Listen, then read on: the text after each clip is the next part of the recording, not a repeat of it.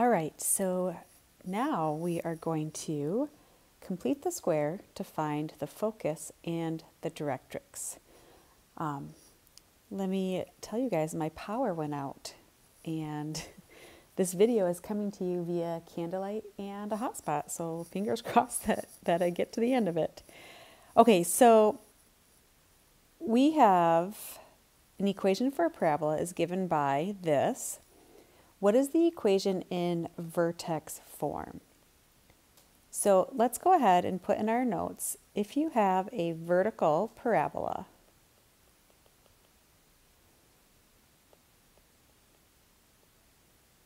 here is the equation, here's what it looks like in vertex form. You have y equals a times x minus h squared plus k. And hk is the vertex. Maybe I'll put over here, the vertex is hk. So a vertical parabola, those are opening up or down. We also have our horizontal parabolas.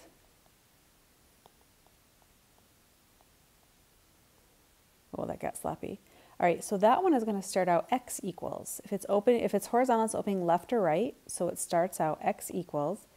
We still have our a times, this time it's going to be y minus k squared plus h.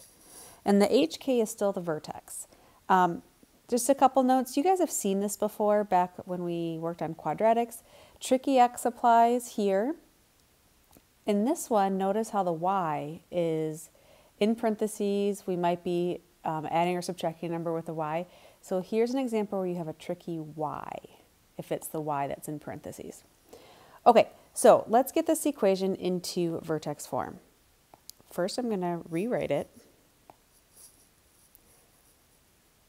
We have 0 equals y squared minus 8y plus x plus 14. Okay, so if we look at our terms, we have a y squared and a y, and then we have this x and this 14. So look for what variable is being squared, and you likely will have another variable, like this is a y squared, we have another y. So we want to get the y squared and the y terms on one side. So let's get this x and this 14 to the other side of the equation. We will subtract x and subtract 14 from both sides. So now we have a negative x minus 14 equals y squared minus 8y. So we're going to complete the square. We're going to create a perfect square trinomial over here on the right side. Do you guys remember how we do that? We're going to add in something. So what we do, we've done it before, it's been a while, so here's your review. You take your b value. Remember, it's ax squared plus bx plus c when we're talking trinomials, quadratic trinomials. So here's our b value, negative 8. We're going to divide it by 2, and then we're going to square that. That's what we add into our equation. So negative 8 divided by 2 is negative 4. Negative 4 squared is 16. So we add in a 16. This is now a perfect square trinomial. That factors into y minus 4 squared. Factors of 16 that add up to negative 8, negative 4, and negative 4. Now, we just threw the whole equation off balance because we added 16 to the right side of our equation. So let's add 16 to the left side. So on the left, we have a negative x. Negative 14 plus 16 is a positive 2. So if I were to look at our two equations for a vertical parabola or a horizontal parabola, it's looking like the horizontal. See how the horizontal has a y minus k squared? Here's a y minus 4 squared. So we do want to solve for the x.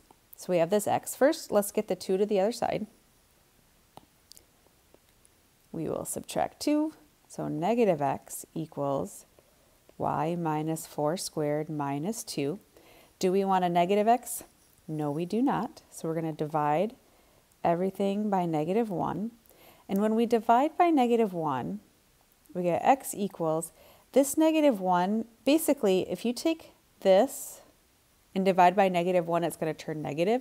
So that negative 1 is just going to go out front. Y minus 4 squared, negative 2 divided by negative 1 is a positive 2. that negative 1 essentially ends up being your a value. So here is vertex form of our parabola, and we found it by completing the square. So now let's identify the vertex, focus, and directrix. Well, because it's x equals, we know that it's going to be a horizontal parabola. We can identify the vertex, the h and k value. The h is on the end, so here's our h value right here, that positive 2. The k value is our tricky y, so our vertex is going to be 2, and then not a negative 4, positive 4. Okay, so now we need the focus and the directrix. The focus uses that c value, and remember our c value comes from, or it's found in the little formula for a. A is equal to 1 over 4c. Well, when we have vertex form of a parabola over here, we can see that our a value is a negative 1. So negative 1 equals 1 over 4c, and now we can solve for c and find the c value, which is our focal length. That's how far away the focus is from the vertex. So maybe you can do this a couple ways. If you like to cross multiply, you also could multiply both sides by a 4c. So we have negative 4c equals 1, because those will cancel. Divide both sides by negative 4. C is equal to a negative 1/4.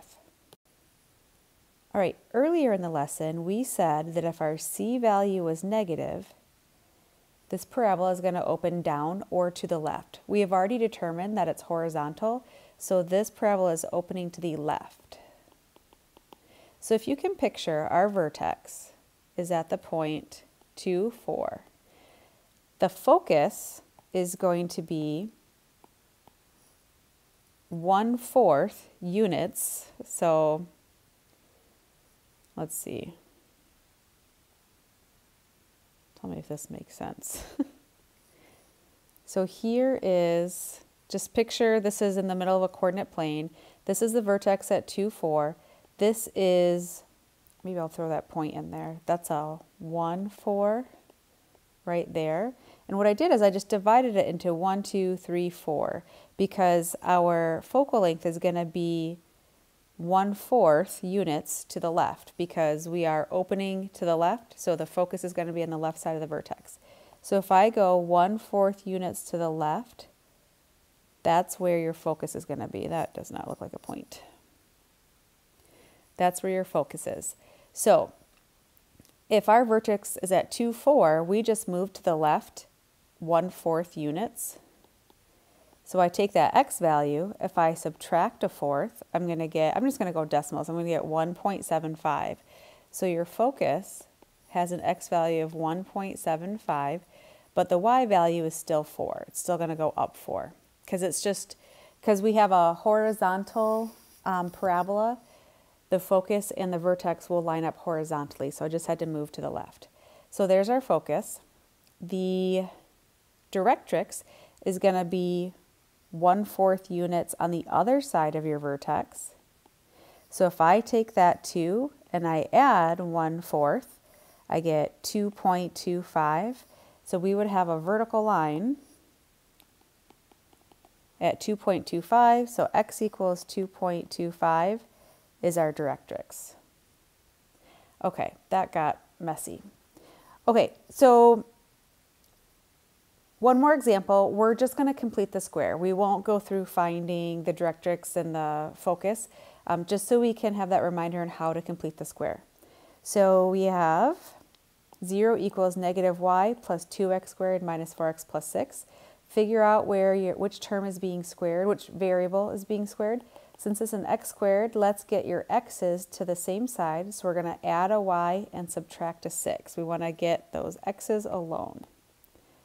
So we will add y to both sides, and we will subtract 6 from both sides. So we have y, not plus, we have y minus 6 on the left side of our equal sign. On the right side, we have a 2x squared minus 4x. All right, we're going to complete the square, but we don't want this 2 in front of the x squared. So what we do is we just factor it out. If we factor it out of the first term, leaves us with an x squared. Factor it out of the second term, leaves us with a negative 2x. When we complete the square, it is going to go inside the parentheses here. That's going to be our perfect square trinomial. So remember, take your b value, which is negative 2. It's this negative 2 right here. Divide it by 2, and then square it. Negative 2 divided by 2 is negative 1. Negative 1 squared is a positive 1. All right, so we just added 1 into our equation, but really we added a 2 times 1. So we added a value of 2 on the right side of the equation, which means we have to add a value of 2 on the left. So we have y, negative 6 plus 2 is minus 4, equals 2 times, now this is factorable, factors of 1 that add up to a negative 2, negative 1 and negative 1, so x minus 1 squared. So this is starting to look a little bit better. If we just glance up at our two parabolas, when you have your x minus or plus a number squared on the inside, this is going to be a vertical parabola. Okay, we want to get the y alone, so we will add 4 to both sides. So our equation in vertex form is y equals 2 times x minus 1 squared plus 4. The h value is always with the x. This will be the k value out here. Here's our a value of 2.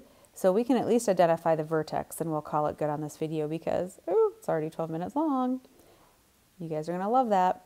All right, so tricky x. So our vertex is at positive 1, and then the k value is positive 4.